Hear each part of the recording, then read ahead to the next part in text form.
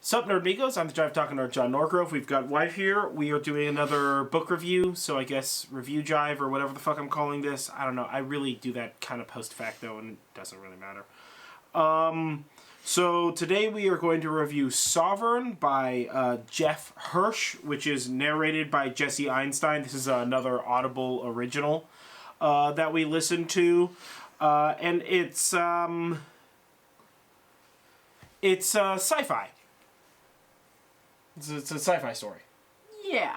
Well, I mean, it's like in sci-fi no way is it not survival. Sci-fi. Yeah. I mean, it's sci-fi. It like the Martian sci-fi. Yeah. Yeah. Because there's science and fiction. That is true. There is science and fiction. Yeah. That SYFY bullshit. That's not real sci-fi. That's a channel. Yeah, that's not real sci-fi. Yeah. So, what is this? It's about 6 hours long. It was pretty good. It was even more meh than the last one we listened to, which was junk. Which one was junk? The one with the pluses. Ah, yeah. Yeah. So it was real meh. I did not care literally at all. This one had a way weaker main character. It was kind of like watching. Listening listening to this was kind of like watching those like survival shows, but like with less manufactured drama. So there's like no drama or like almost no drama, and I just didn't care. Because of the lack of drama? I didn't care at all. I didn't care about the character. I didn't care about the story.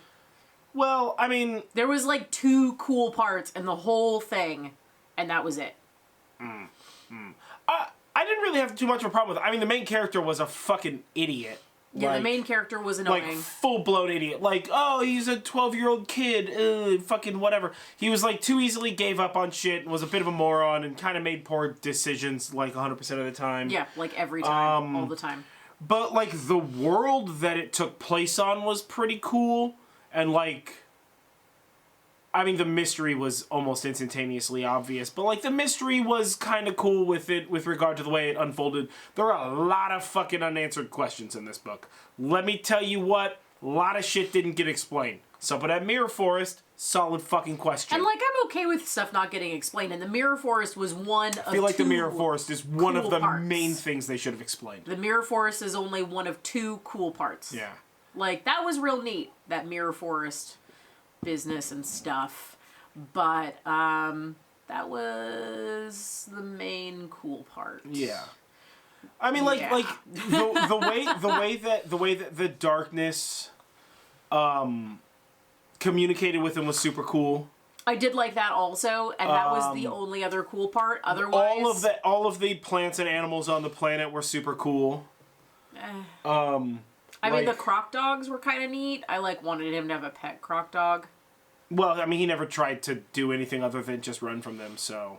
Yeah, well, and he was greedy and stole 3 of their giant eggs. He should have stolen 1 and he should have just killed them immediately. The fact that he didn't preclude that motion with murder was fucking stupid on his part. Because then they chased him around, I want to say half the planet, but like a planet is a big place. No, so they definitely didn't chase him around. They chased him like maybe 10 miles. Yeah, they chased him like a while. The whole story takes place in probably less than 30 miles. Yeah. Right? Like he talks about the planet, but he doesn't. Right? And, like, I mean, I don't know. I liked pretty much all of the animals in it. Like, the giant buzzards were cool. Those were cool. And the hammerhead fish were cool. Those were cool. And the regular trout were cool. That was cool, I guess. And, like, the giant sequoias were cool. Because they were, like, the size of, like, the Burj Khalifa. Right? They weren't, like... the largest building on Earth. Okay, that's a separate and distinct issue. Okay. I apologize for. But they were like bigger than Sears Tower. Oh. Right? The whole thing with him was that the trees are like literally skyscrapers. And not like giant oaks or giant. Like the but planet like they're that it takes place on, I guess, huge. is cool. They didn't address the gravity differential on the planet, which is a little upsetting. Whatever, we'll just deal with that, I guess. There wasn't enough science in my personal opinion on it. And the kid was a fucking quitter. Like every time quitting was an option, he was like, what if I did this thing? Nah, instead I'm gonna quit. And like I get that he didn't, like he had to leave the pod because of the flood. But at the same time, his like, I've played all the video games for 2 hours. I'm just gonna fucking go outside and do dangerous shit. Like, what kind of fucking asshole? It's real dumb. This fucking kid's. Real dumb. Tell you what, though, peeling his fucking skin off and having a black arm. That was kind of interesting, but I didn't even care. And the bees were pretty pimp. And, like, the Cave of Dreams was pretty pimp. I don't know. There were a lot of cool parts. Like, it was overall, like it wasn't a great story. Wandering around, like, an area in World of Warcraft, and there weren't any humans at all. You know, he was by himself. I was okay with that. Realm. Yeah. Didn't care. Yeah. Oh, I don't know. I liked it. It was pretty okay.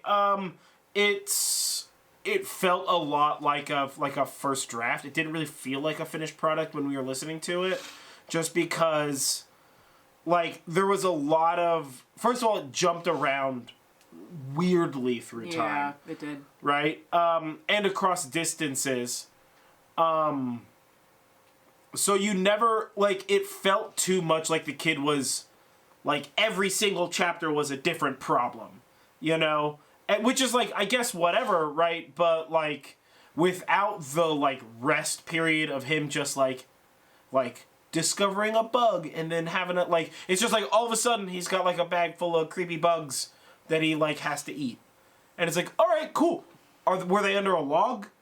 Like, what's up? You know? Like, it was just, it tried too hard to do only the, like, crazy stuff, and so it didn't do any of the, like, calm stuff, so the crazy stuff didn't have enough weight. Well, it was basically like that Naked and Afraid show, but without two people, and without anything actually interesting happened. It was basically like Space Naked and Afraid. Yeah, sort of. Which is I mean, he had clothes.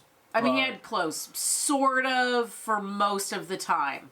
No, he had pants the whole time. No, he mostly had boxers.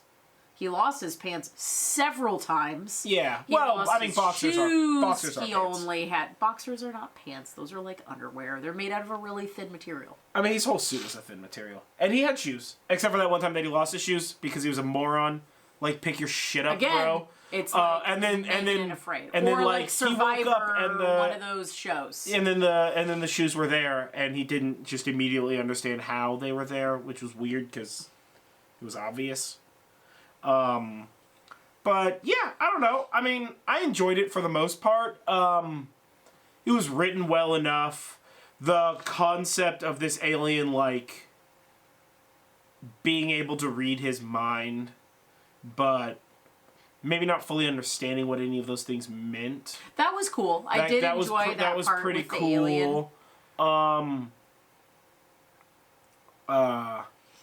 Like, I mean, I don't know. The whole, like, I need to get to the probe thing was a little, like, cookie cutter. But, like, whatever. You have to have, like, an end goal or whatever. The fact that he gave up on it at every turn was a bit, you know, fucking melodramatic. But I think that the intent was because he was a child. That's why he's acting this way. But he would have moments where he's acting like a fucking bratty kid. And then, like, the next moment, he would be like, oh, well, I'm gonna, like, invent this thing and then do this badass thing, and then, like, all this cool stuff's gonna happen. And it's like, well, then why would you act like a fucking tantrum kid 5 seconds later, man? Like, what are you fucking doing? Because it was a not great book. I mean, it was okay. I didn't hate it.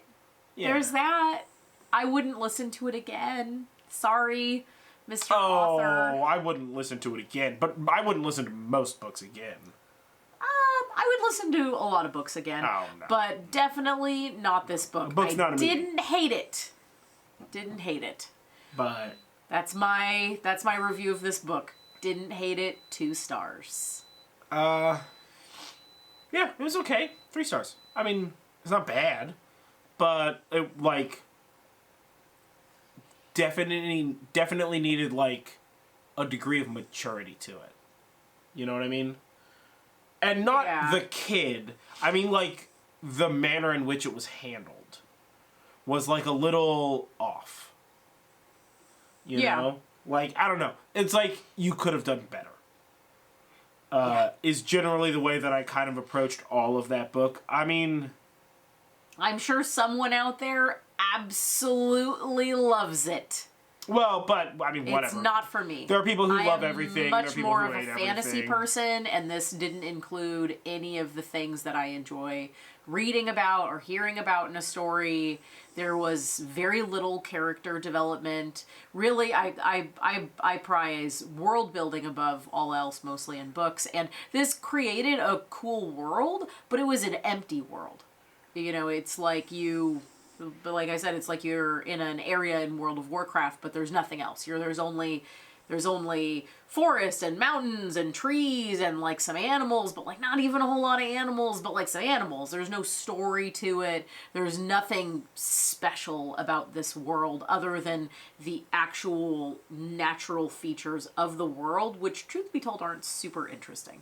There's a big mountain. There's a mirror forest, which is cool. There's giant sequoias. That's cool, but like I see giant redwoods all the time, so it's not as like to me. Now, like maybe somebody who doesn't see that kind of stuff all the time, super cool, crazy interesting. I didn't connect with the character at all. He was mostly an annoying child. I'd like to know more about his parents and their Halloween stuff. That was dope. But beyond that, I didn't really care. In fact, I kind of hoped that this kid was going to die at several points in time. And it just never happened. He did bitch a lot about his parents being like, we want to go on an adventure and try to discover life in space. I mean, the world being empty is kind of the point of the book, right? Because all worlds are empty, right? Well, like that was the whole thing. Was that the like world didn't have a lot of life in it, right? But that's not the only point that, of you that, would expect with the of all world those being worlds. empty that you would have more character development. That you would like come out of it like, oh, I'm such a changed person because like I seen some shit. And I feel like this kid wasn't really changed. He was just like, oh yeah, I guess like I could have asked my parents to not go to space. That was it. That was the lesson of the book. I guess I could have. I guess I could have asked I guess I could have told my parents that I didn't want to go to space. That was it. A whole book about that thing. Done.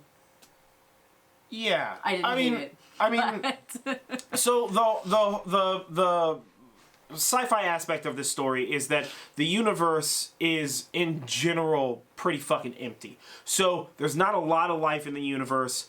And the diversity amongst that life is functionally close to zero. So in a bunch of flashbacks and things like that, they talk about how the all the other worlds that the parents discover are like pretty much barren, and what little life they do have is all like incredibly similar to life on Earth.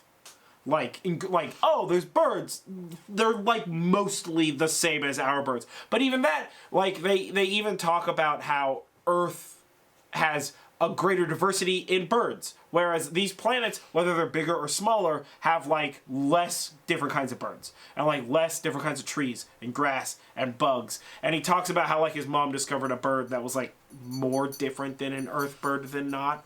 And how much of a big deal that was and stuff. And it's all predicated on this idea that, like, we discover this mineral that allows us to travel faster than the speed of light through warp gates or some nonsensical bullshit like that. And then, like, very rapidly, everybody's, like, adventuring out into space and looking for stuff. And then, very rapidly, we realize that, like, most of space is kind of the same as Earth, but, like, boring and empty. And so everybody gives up on adventure. And so his parents, his dad's a professor and his mom is a biologist, both kind of quit their jobs and give up their like cushy like West Coast America lifestyle to like fly in an old ratty ship and try to discover what's like new in space, because they believe that like there must be something more to life in the universe, which is like an interesting plot, except for the fact that they really didn't visit it very much. But the fact that the conceptual universe was like incredibly empty, and then at the end of the book, the like alien life form, whatever, the black gloop, basically tells him like, oh, there's thousands of intelligent species around the universe and everything's monstrous, is kind of, it's that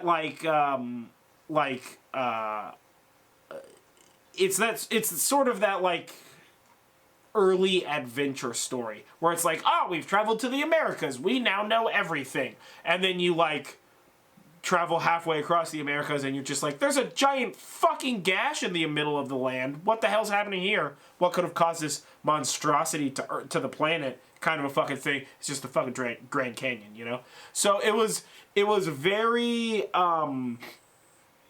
it painted sort of like this bleak picture of human adventure, and talked to a small extent about how humans so simply give up, like, oh, like you want the instant gratification of like, I fly to another planet that's, 100,000 light years away and there's an alien species. But I mean, the fact of the matter is that the universe is so unbelievably vast and there's so much empty space out there that like, yeah, you traveled really far, but like not that really, you know what I mean? I mean, like, it does a good job of painting an empty universe, right? Because they talk about the shit that they found in the past, which is like almost worth nothing and is super bleak, and the fact that people have given up on it, which is super bleak. But then also the fact that what this kid is discovering is like interesting, but only interesting by relative comparison to this universe. Like, oh, it's like a half crocodile, half dog thing. That's kind of not that fucking fascinating, right? But within the universe that the story exists in, that's, little green men with like pointy hats and such.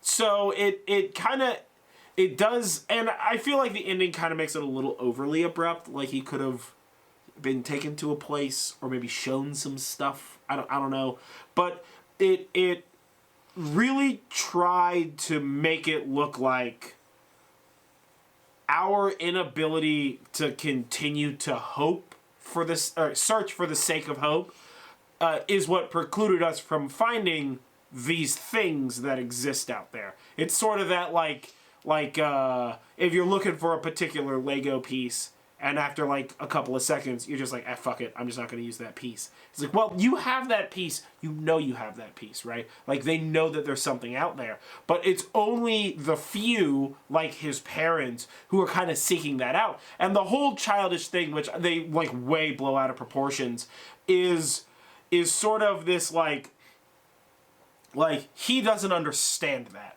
right? He is the video game young person, you know what I mean? So it's very like, well, why would my parents take me on this adventure? We know that there's nothing out there. It's like, well, he kind of was proven wrong, and in turn proved literally every human except for his two parents wrong.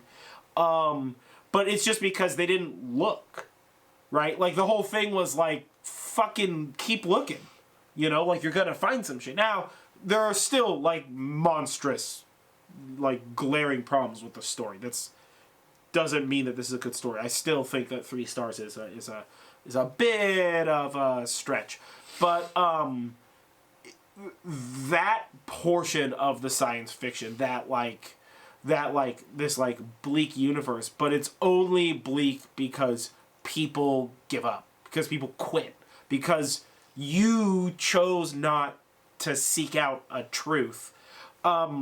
Really did a good job from like a classic sci-fi aspect or perspective, of kind of painting what's wrong with people, and then they just kind of blew it out of proportion by having it focused through the lens of like some prick 12-year-old kid who's like, my parents want to go on an adventure, and I get to go into space. Like, he's bitching about not going to school. I get that he has, like, 3 friends or whatever. But he's like, I don't get to go to school. Instead, I have to be homeschooled.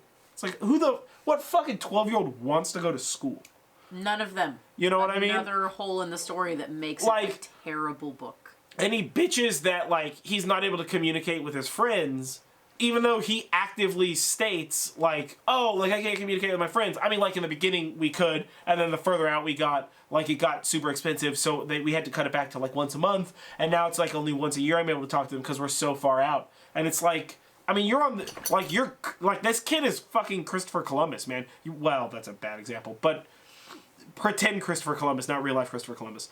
Where, like, you're at the bleeding edge of adventure, and he can't get over the fact that, like, he doesn't get to go on summer vacation with a couple of fucking assholes or whatever. Yeah, I don't care. You know? I still don't care. I don't know. Even with an interesting concept like a bleak universe, science fiction still don't care. But, yeah, I don't know. I thought it was alright. I would recommend you read it. But then again, it's an Audible original, and I think that I mean, I don't know. I think that they've all been, like, pretty okay. I wouldn't turn it into a TV show or a movie, but, like, maybe a Sci-Fi Channel original could convert it and do, like, an okay job. Wouldn't even watch that. Yeah, I mean, check it out. It's Sovereign. It's by Jeff Hirsch. It's narrated by Jesse Einstein. He does a good job narrating it. He does do a good job with the narration. And, yeah. If you read it or you have an opinion on it, comment below. Let me know what you think. Mm-hmm. I don't really know that it's had, like, a ton of readers. Like, I really haven't looked up any other, like, reviews or anything. So I kind of don't know what other people think about it. Whether this was another one where I didn't really look up what the book was about and just started listening. Yeah. So, yeah. Either way, I've been John Norgrove. This has been Wife. We read Sovereign by Jeff Hirsch. And next we're gonna be reading The Girl Who Drank the Moon. Yeah, we're gonna read The Girl Who Drank the Moon. So if you want to read along with us, check it out. We also do our reviews on Goodreads, and you can probably find them on Audible as well. So if you want to check out that, friend us on Goodreads. Yeah. Follow us on Goodreads and do all that kind of shit. But yeah, all right. We'll see you later.